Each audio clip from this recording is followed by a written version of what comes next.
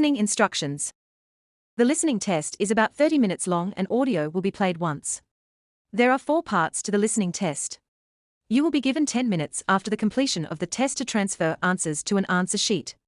Each part contains 10 questions with a total of 40 questions. Section 1. You will hear a telephone conversation between a travel company employee and a customer. First, you have some time to look at questions 1 to 5.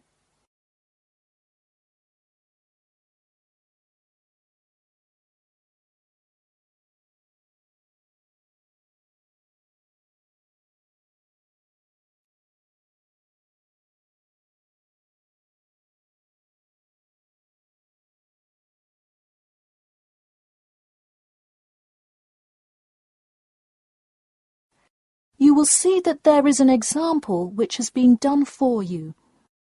On this occasion only, the conversation relating to this will be played first.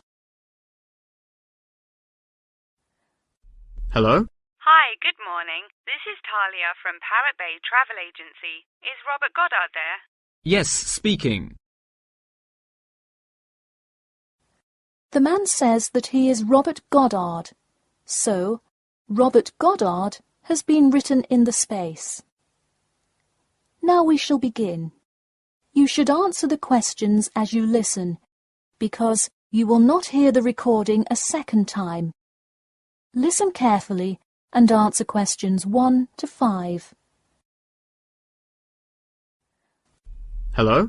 Hi, good morning. This is Talia from Parrot Bay Travel Agency. Is Robert Goddard there? Yes, speaking. I'm so sorry that I made such an early phone call, and I'm calling to ask a few questions about your most recent vacation. Could I have 5 minutes of your time? Sure thing. Great, thanks. Now, I see here that you visited Melbourne. Was this your first visit to Melbourne? No, I have actually been there twice before. I see. Now, what would you say was your favourite part about Melbourne? Well, I did like seeing the exotic wildlife, and there are great sights to see, but I have to say I was most impressed by the amazing weather. Yeah, the weather there is amazing. Which of the sites listed as part of our official tour did you see?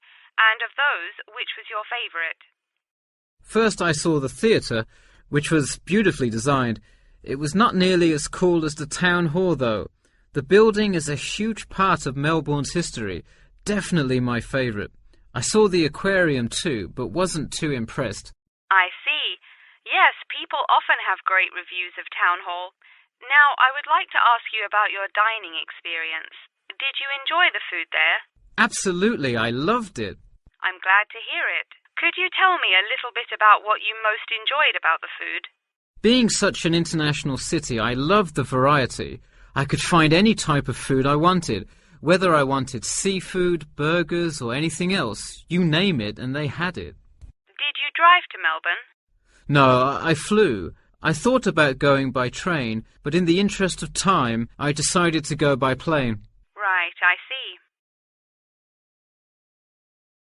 Before you hear the rest of the conversation, you have some time to look at questions 6 to 10.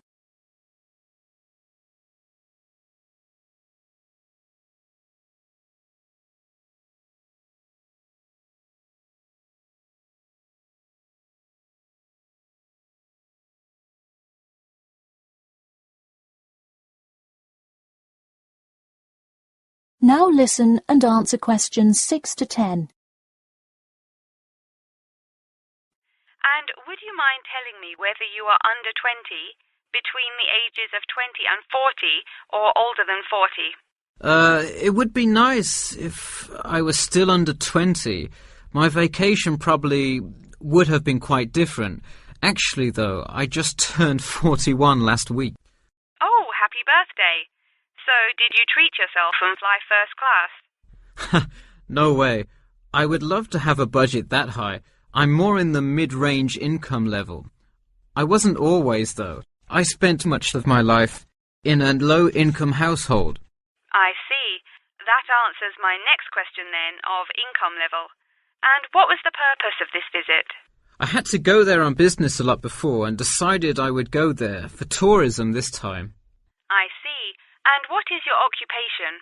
I am mainly a computer programmer. I also write for a travel magazine on the side, which is why I visited Melbourne before, but it's not my main source of income. I see. Wow, it sounds like you work a lot. Yes, I am very busy, which is exactly why I took a nice week-long vacation to Melbourne. I completely agree. Would you care to comment on your accommodation? My hotel was a good value. Staying in the city can get really expensive, so it was nice to find such a good price for the location and quality. I'm glad I didn't end up in some cheap motel in the middle of nowhere. I'm glad you didn't either. Well, thank you for taking part in our survey, and I'm glad you enjoyed your vacation. No problem. Take care. That is the end of section 1. You now have half a minute to check your answers.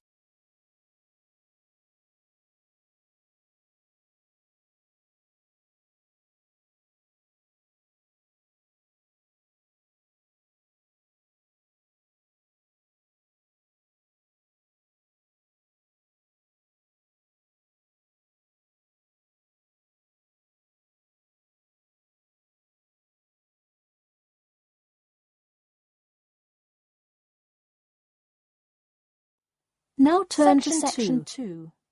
You will hear a talk about the main points of interest and the improvements made in the area. First, you have some time to look at questions 11 to 15.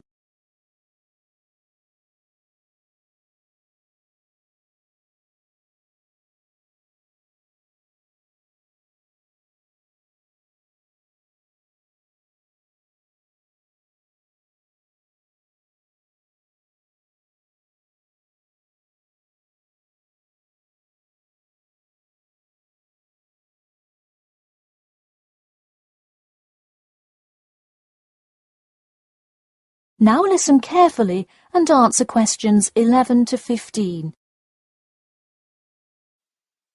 Thank you all for coming to our community meeting. As you know, we're excited to unveil our improvement plan as we look forward to the influx of tourists in the summer months. I'll start with a quick overview of the main points of interest in the area for anyone who may not quite know his or her way around yet, and then I'll get to the improvements made. First off is my favourite, the Science Museum, which is on the corner of St George Road. If you have not visited yet, I encourage you to go before the busy season. It is absolutely spectacular. There is even a flight simulator you can try out. Just west of the Science Museum is the National History Museum. It's a sight not to be missed as well, with each floor devoted to a different era in our nation's history. There are special exhibits for children with interactive games and fun history lessons too. If you're looking for parking, it is available on the intersection of Queen Street and South King Street in the car park. Standard hourly and daily rates do apply. The best place for souvenirs is the shopping mall, though it gets extremely busy during peak times. You can get there from the Tube or the entrance on Timber Road, just south of Cornwall Road. This area has students everywhere, usually from the primary school across the street from the shopping mall. Classes often take field trips and engage in guided tours through the area. So that's the overview of the main sites, and hopefully by now I've given you a general idea of the area. Before you hear the rest of the talk, you have some time to look at questions 16 to 20.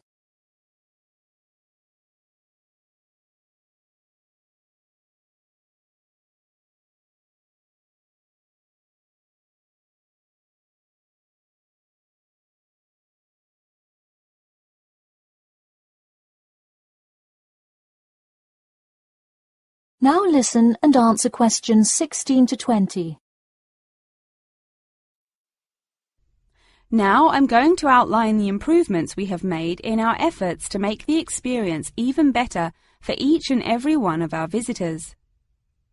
You probably noticed when you first drove into the car park this morning that there is now additional signage to help avoid confusion. The directions were not entirely clear at first, so we have increased the number of one-way signs indicating the correct direction of traffic flow. Not far from there In line with our mission of giving back to the community, we constructed a brand new playground for the primary school. It is really something to be excited for. The equipment is state-of-the-art and includes swings, a small climbing wall, and even an obstacle course. Now we'll head north and take a look at the Science Museum.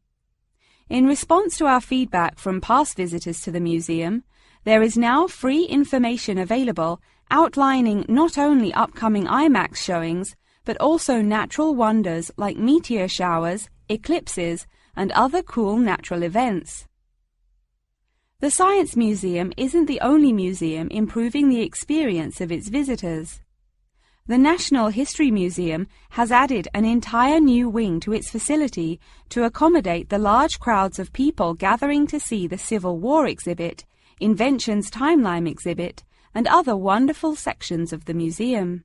The increase in space will definitely give a more calm, comfortable experience for visitors. And finally, remember when there was actually a line at the mall entrance from the tube station? It was terrible trying to get anywhere from the tube because foot traffic got so backed up sometimes. We have addressed that by adding another entry point into the mall from the other end of the platform to disperse the crowd. So those are the major improvements we have made. Clearly, having too many people that want to visit and enjoy what our community has to offer the public is a good problem to have, and I am confident that we have made the changes necessary to accommodate the growing interest in the area. As always, we welcome any questions, comments, or concerns about the new improvement plan. In a few minutes, I will open up the floor for questions, but you can also contact me or any other board member by email or through the city website. Thank you for coming, and I now encourage you to stay for the questions and answers panel occurring between now and 10:30. That is the end of section 2. You now have half a minute to check your answers.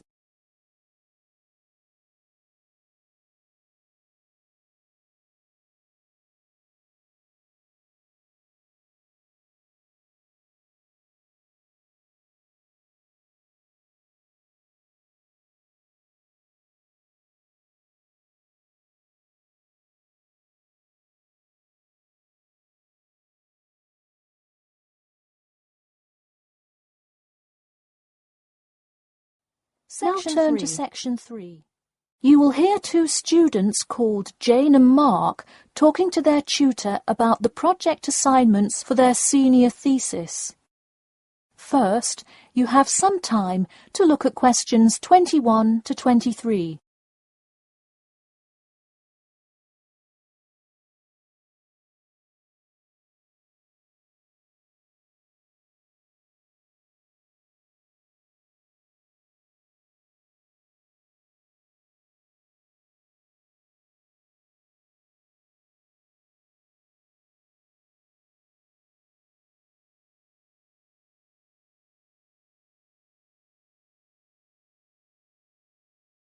Now listen carefully and answer questions 21 to 23. So, you were both given your project assignments for your senior thesis today, right? Yes, and we already have to submit our topics next week. But how could they give us a grade this soon? No, next week's due date will not be counted towards your final grade. The teachers are just going to read your topic and give you feedback. Oh, I see. So first we should come up with our topics, and then what? Well, once you know what you want to study, you need to think about how you'll study it. You need to decide on your research methods. The methods will be the main part of your paper. What about the results section? Well, I can give you feedback on that, but you will be the one carrying out an experiment, and thus will have to produce the results on your own. What I would like to do today is practice writing research papers before you even begin your report. I'll give you samples of old data from past experience, and you can practice writing results and drawing conclusions. I think that would be really helpful. Yeah, it sounds like a lot of extra work, but I'm sure it would make our actual project easier. You're exactly right. So let's get started.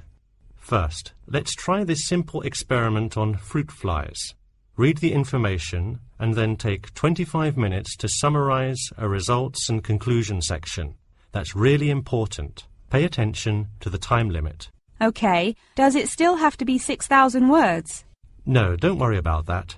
What if we get off topic? I wouldn't worry too much. You'll have so much information to write about that it should be easy to stay on topic. Before you hear the rest of the talk, you have some time to look at questions 24 to 30.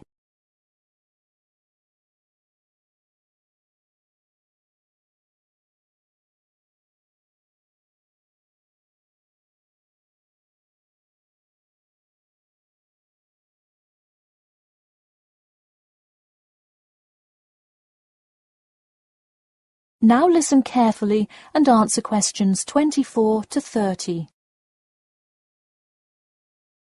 But what about other sources? Well, for this assignment, you can use the one from your textbook. In your actual paper, you should find old experiments that support your topic. So do we need to find different types of sources? For instance, should I be conducting lots of interviews to use in my paper? No, there's no need to conduct lots of interviews or anything like that. OK, I'm ready to get started. I'm still a little confused, though, on how we should format our paper. Don't worry about it for now, but on your final paper, make sure to pay attention to the format. It should follow the guidelines exactly. Oh man, I'm starting to understand why they give us all semester to do this. Are there any other small details like that we should know about? Not a whole lot. Make sure you provide 2 copies. One for your teacher, of course, but one for yourself as well. And of course, you know the due date, right? It's April the 11th, right? What? No, it's May 11th, right? Yes. The due date is May 11. Write it down. Oh, wow, yeah, I need to note it. Also, I'm having trouble finding information on my topic. What if I can't find enough good sources? It's all right to change your topic. Just make sure to do it before the beginning of April.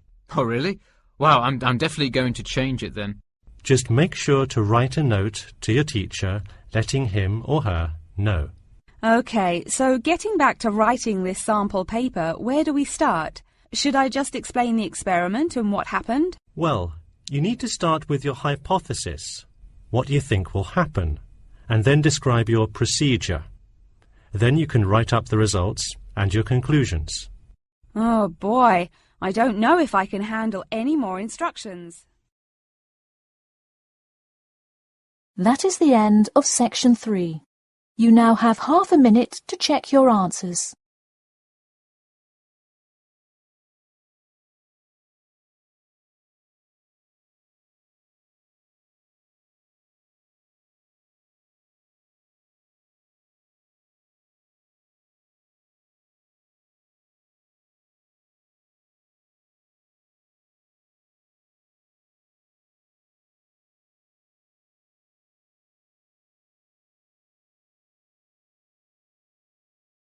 Now turn to section 4. Section 4.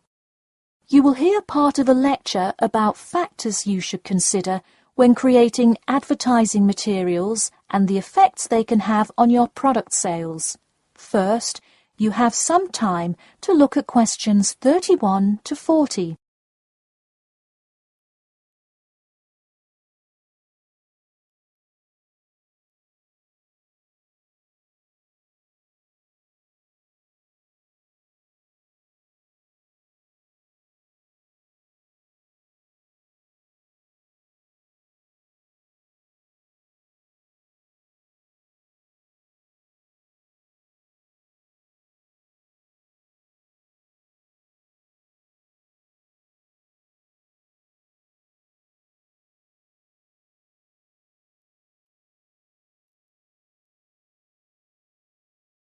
Now listen carefully and answer questions 31 to 40. Hello class, and welcome back to Marketing Strategies. This week I will expand upon last week's lecture by talking about factors you should consider when creating advertising materials and the effects they can have on your product sales. Lesson 1. Limit your advertising to the geographic area of your target market. Though you may have a product that people want in a large area, the distance that customers are willing to travel is a significant factor in their choice of where to purchase that product. Take this example. If you're really hungry and decide you want a burrito, would you choose the restaurant that is a block from your apartment, or the one that is just as good, or even slightly better, across town? Of course, you'd pick the closer restaurant. Next, there's the method of communication to your target market. How do you decide among radio ads, TV commercials, flyers, or even word of mouth? While we often think of the visual presentation of ads, there's much more to advertising than the look. Studies show that consumers are much more likely to remember advertising slogans if there's also a sound plate. Did you know that your sense of smell is closely linked with memory? Think about Mandy's candy store up the road. Every time you walk past it, you can just smell the chocolate, right? I bet you can almost smell it now. Just mentioning the name brings about the smell memory and, in turn, a chocolate craving. What better way to sell chocolate bars? Obviously, sometimes appealing to the senses isn't the most practical way to advertise. For example, it's a good idea to come up with a marketing strategy that adapts to the product, especially digital products. The flexibility of this kind of products is extremely important, so it's very common for advertisers to form one single layout for all of their ads, the visual, the medium, even the majority of the content, and simply update the ad each time they come out with a new version. Remember, advertising is all about stirring up the right feeling in your potential customers, whether by stimulating the senses, appealing to the intellect, and so on. Once the customer experiences the ad, the important thing is his or her reaction. Someone could love the ad you made, but unless he or she considers buying the product, you've failed to get the reaction you were looking for.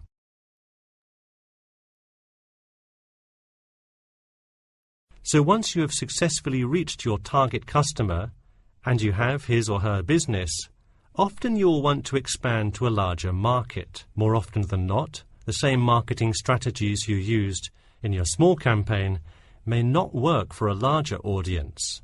The larger you scale your product, the more factors you must consider. For instance, Apple operates worldwide, so they must tailor their advertising for each market they enter. Often you'll see Apple ads on international flights that appear not only in English, which is the lingua franca of most regions, but also in the native languages of the majority of passengers. I travelled to Russia last week, and it was really interesting to see the same Nike ad that I've seen 100 times, except this time it was in Russian.